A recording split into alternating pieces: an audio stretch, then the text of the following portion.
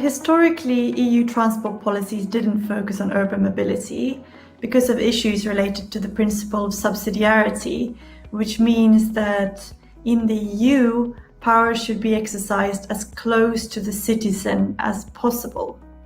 So because of this, there's always been a debate regarding to what extent EU institutions should directly intervene in urban affairs. So here I'm citing the research of my co-author, Clémence Cavoli, who is an expert on EU policies for urban mobility. So in the 2001 Transport White Paper, the European Commission formally recognized and directly discussed urban mobility issues for the very first time. And that was strengthened, the focus on urban mobility was strengthened in the 2011 White Paper.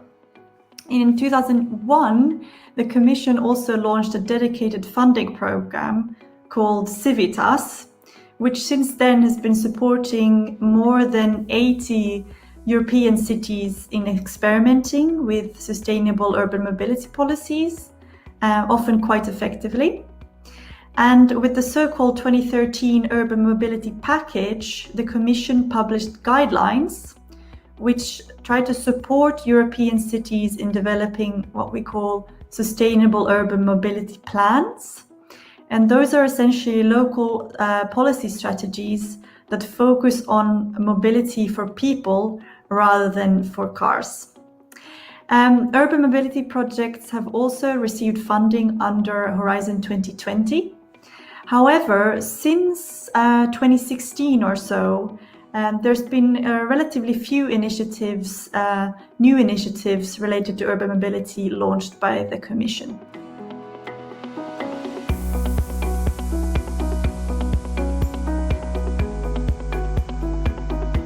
At the center of the European Green Deal is the target of achieving a climate-neutral Europe by 2050. And according to the Commission, this will require a 90% reduction in emissions from the transport sector, which is a really huge number. And accelerating the shift to sustainable and smart mobility is one of the 8 priority themes within the framework of the Green Deal. The Commission's official communication on the Green Deal lists a number of objectives.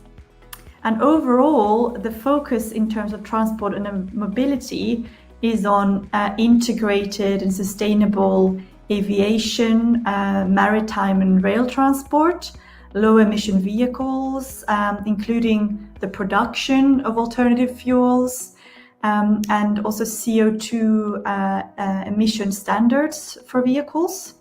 And lastly, smart mobility. So for example, using automation to improve existing modes.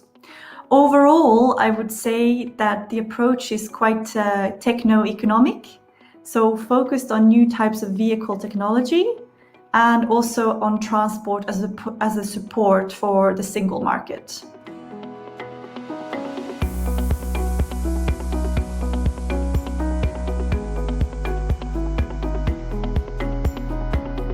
Urban mobility is quite weakly emphasized within the communication, the official communication on the Green Deal.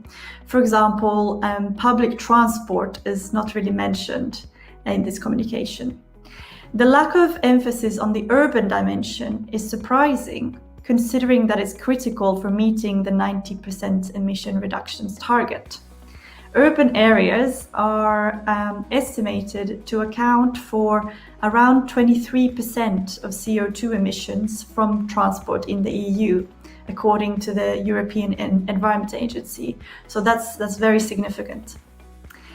However, despite this being the case with the communication on the Green Deal, the Commission's DG for Mobility and Transport are currently developing an EU strategy for sustainable and smart mobility.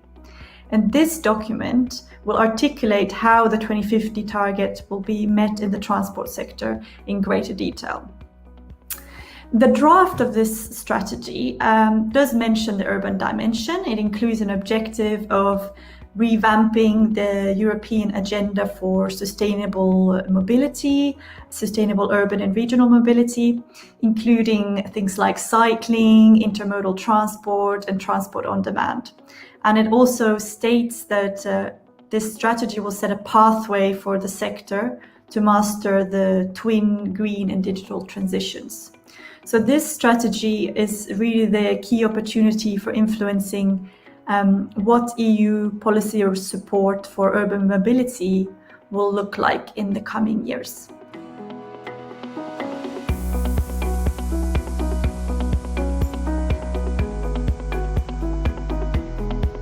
Unfortunately, there's no large-scale data set for greenhouse gas emissions attributable to urban areas, which would be comparable across the EU. So we don't actually have very good data on the decarbonization trend for urban mobility. However, considering the available data, the short answer is no. It looks like most cities are not on track.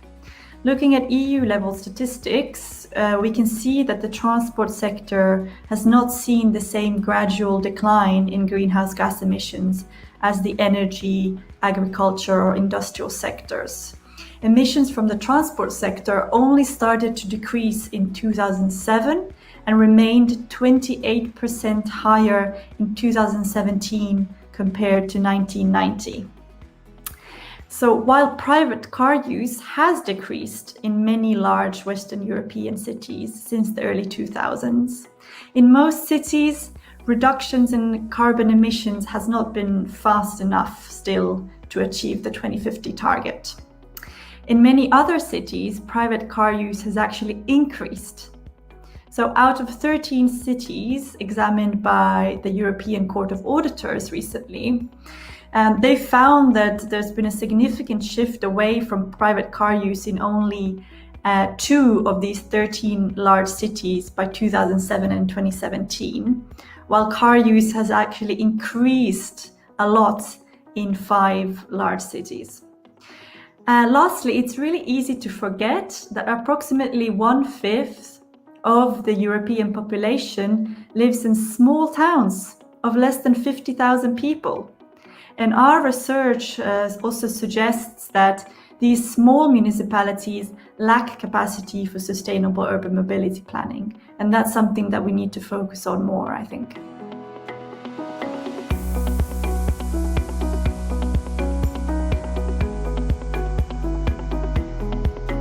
Considering the need to urgently accelerate urban mobility transitions to achieve the 2050 target, we argue, myself and my co-author Clémence Cavoli, that the European Commission has to significantly strengthen its support to European cities.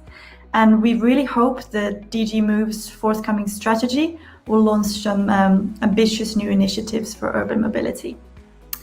So firstly, cities need to have a clear long-term plan with achievement of the 2050 target in mind. This is what we argue, because we cannot afford to miss this target. Hopefully, having a clear long-term plan to 2050 can combat short-term thinking in local politics. So we argue that to complement the existing guidance on formulating sustainable urban mobility plans, the Commission should publish new guidance supporting European cities in developing transition pathways to 2050. Within the Civitas Samplus project, we've developed this transition pathways concept, and we've developed guidance for cities to support them to formulate a longer-term vision, a longer-term strategy that goes beyond the 10-year time horizon that a lot of cities adopt for their planning. Our second recommendation is that European cities need much better access to funding and financing. And here we note that current EU funding for urban mobility is typically for pilot and demonstration projects. This allows cities to experiment with different policies, often to great benefit. However, such research and development projects, they only last for 3 years typically. And researchers found that the dependence of a lot of European cities on this type of short-term funding means that upscaling pilots and innovative policies is very challenging due to a lack of the continuity of funding. So we argue that the Commission should extend the time frame of its co-funded projects to at least 5 years. And even this relatively small change from 3 to 5 years could have a potentially big impact. Lastly, to conclude, the autonomy and powers of local government is limited in all EU member states. Many European cities are already leaders in sustainable development, but cities can't deliver on the ambitions of the European Green Deal without significant additional support.